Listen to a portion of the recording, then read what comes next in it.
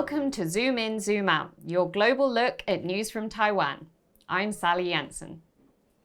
The vast majority of our planet is ocean, and its well-being is essential for our life and existence. The UN has dubbed one sea creature as the harbinger of oceanic health: sea turtles.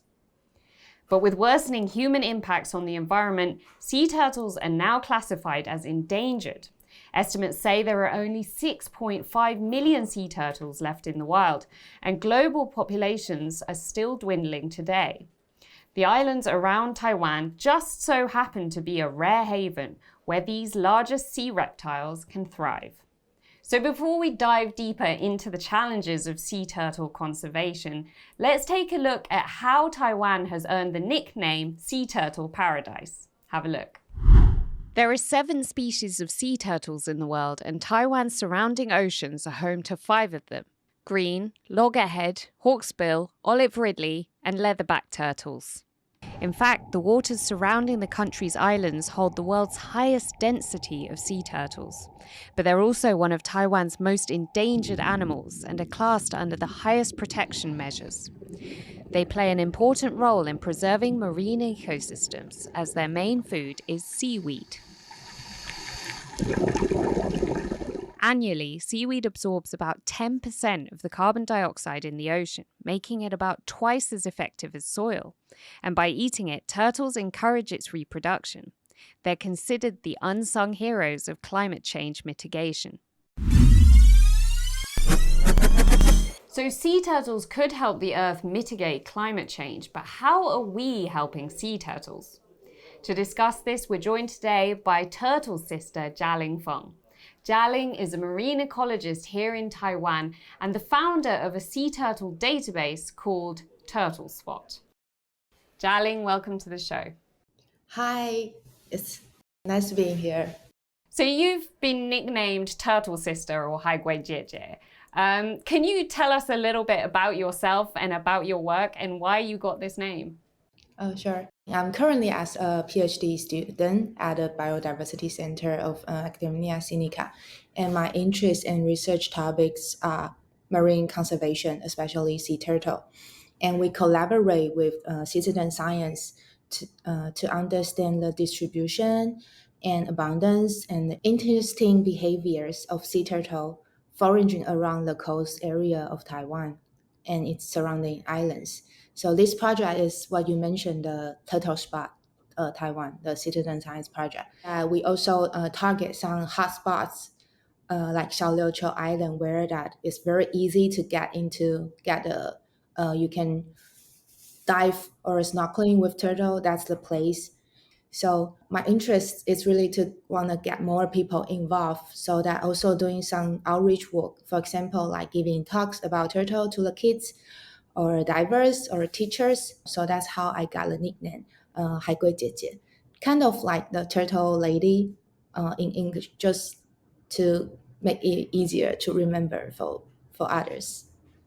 And you've mentioned the citizen science aspect of the project. Can you tell us a bit more about how people in Taiwan have been interacting or learning about the sea turtles here? Okay, so with this TurtleSpot platform that we use Facebook to collect the sightings of turtles whenever people have the chance to run into them. So just like taking picture of them with their face, because their facial patterns are unique. So each one is kind of like our fingerprint. So we can use these photos of their face to do photo identification to know the individuals. So that's also a way to understand the turtle a bit more without like harassing them or like catch them or attack them. So I was quite surprised. Actually, many divers here in Taiwan are interested and then sharing their sightings.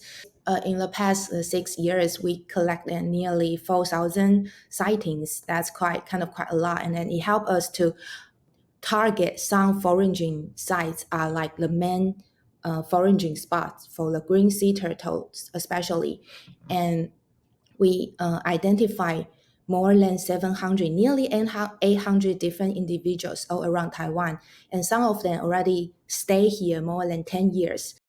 So we just saw in the clip that we played that sea turtles are also the unsung heroes of climate mitigation. Can you tell us a little bit more about that? So why are sea turtles important ecologically? So for example, some turtle species, they act as herbivores. They're feeding on algae or seagrass. They can help to keep the balance of the coral reef ecosystem. For example, like in Xiaoliuqiu, it used to be a coral reef island, and now turned into a algae dominate reef place. And that's probably also the reason that it attracts a lot of turtles foraging around Xiaoliuqiu area. So if the turtle keep eating the algae, get the algae removed a little bit, and then perhaps there will be some coral juvenile have the space to settle and to grow. It can help to keep this environment in balance. So if we can set a marine protected area based on for sea turtles, and to stop fishing or some other activities in that area, it's not only helping turtle, it also help the recovery of the coral reef fish and the coral layer. So with the power of turtle, it has the potential to bring the marine conservation to a different level. So you mentioned that sea turtles face various threats, which is where they need to be protected, like fishing and other activities. But for you, what is the biggest threat that sea turtles in Taiwan are facing at the moment? I think in Taiwan, there are some main threats like the loss of the habitats, especially the nesting beach, because of the coastal development or some light pollution. So because the turtle, they have these amazing features that they imprint where they were born, and once they get mature, they will swim back to the place they were to their birthplace to give birth for next generation.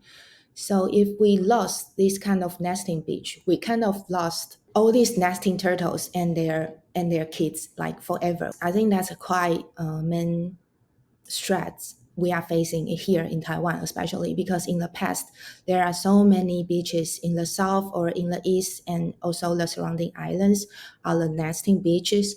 But because the development, these beaches are lost and they probably cannot come back anymore.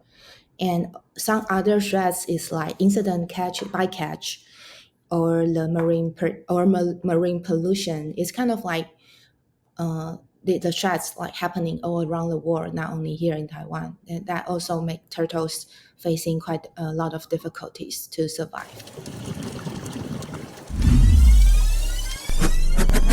So Chia-ling, let's zoom out now to look at conservation more globally.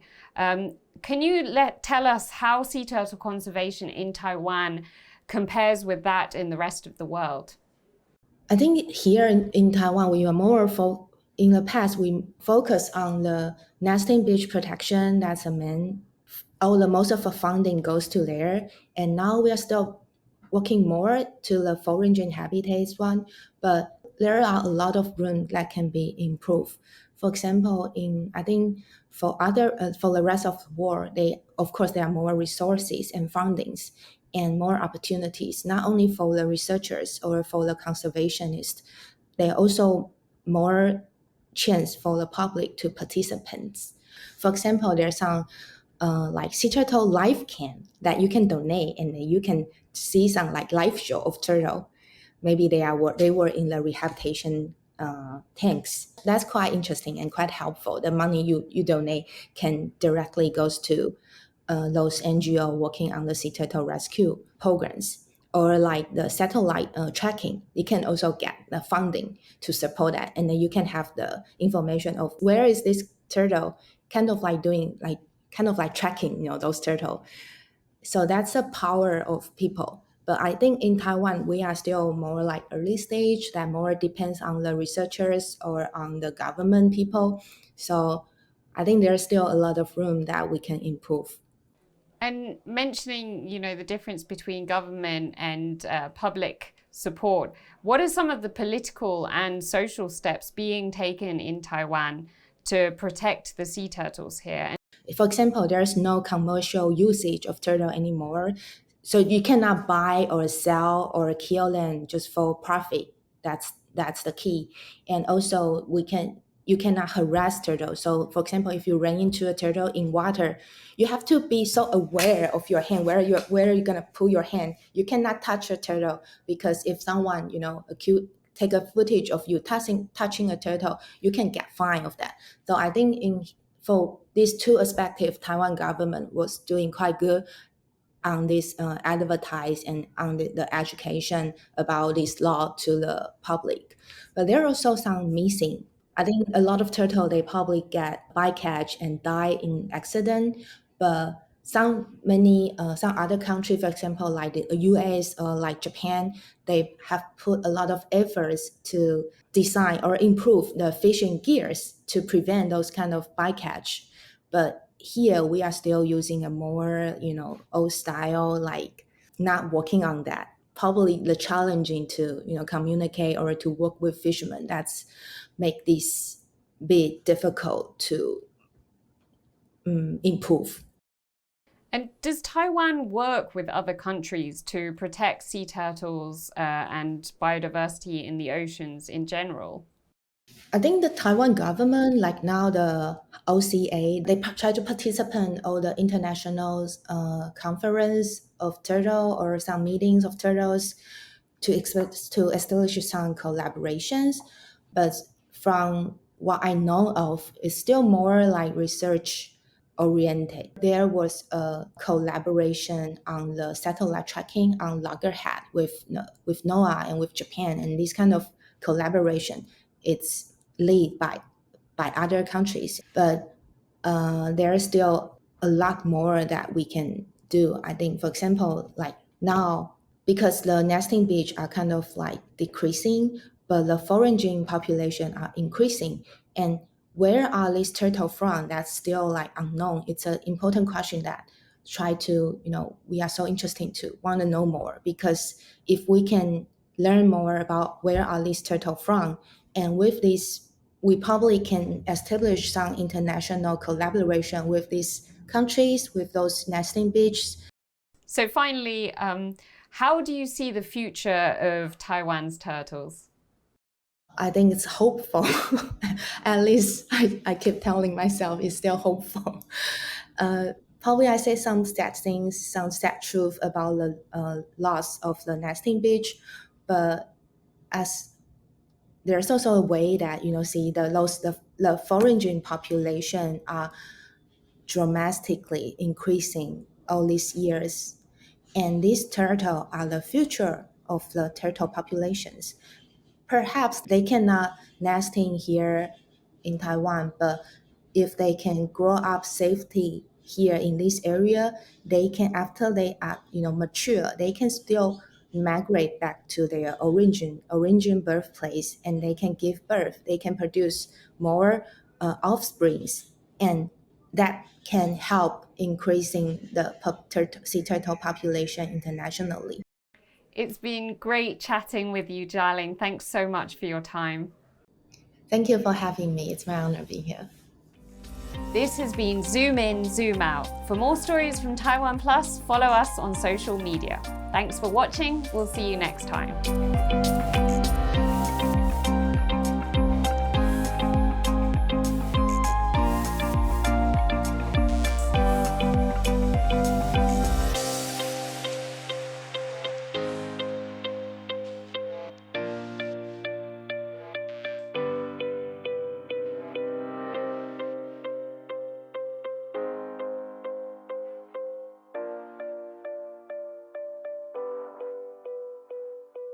For more stories from Taiwan and around the world, follow us on social media or download the TaiwanPlus app.